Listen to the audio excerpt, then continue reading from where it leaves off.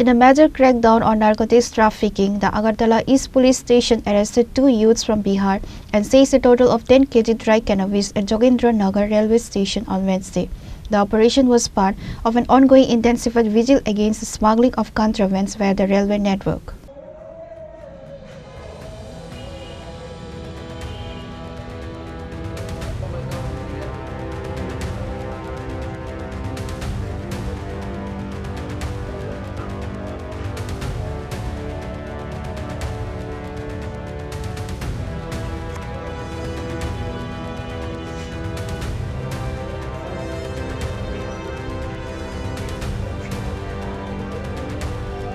Acting on the tip of a police team led by officials from the East Agartala police station conducted a raid at the Jogendra Nagar station premises.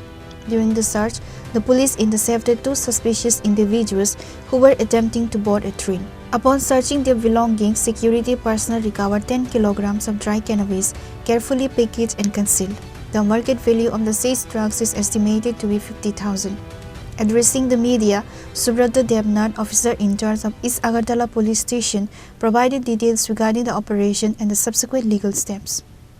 Normally, যখন rail zone rail স্টেশনে যাতায়াত করে station করে তখন আমরা normally একটা আমাদের staff রাখি সার্চ করার জন্য প্যাসেঞ্জার আপ ডাউন একটা মনিটর। তো আজকেও আমাদের যে শিলচরগামী যে রেলটা যেটা সোয়াগার সময় জোন বাজারঘাট থেকে স্টার্ট হয় জোননগর সোয়াগাটার সময় আসে। তো সেই সময় আমাদের রেল স্টেশনের বাইরের দিকে আমাদের স্টাফ অফিসার ছিল, তো আমাদের পুলিশ অফিসার ছিল ওসি কলেজটা ছিল শ্যামল দেবনাথ এবং আমার থানা তিন ইন্সপেক্টর বিকাশ দেববর্মা।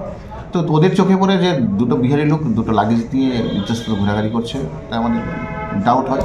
সাথে দুজনকে ডিটেন করা হয় এবং ওদের লাগেজ চেক করে দেখা যাচ্ছে 4টা গাঁজার প্যাকেট ছিল।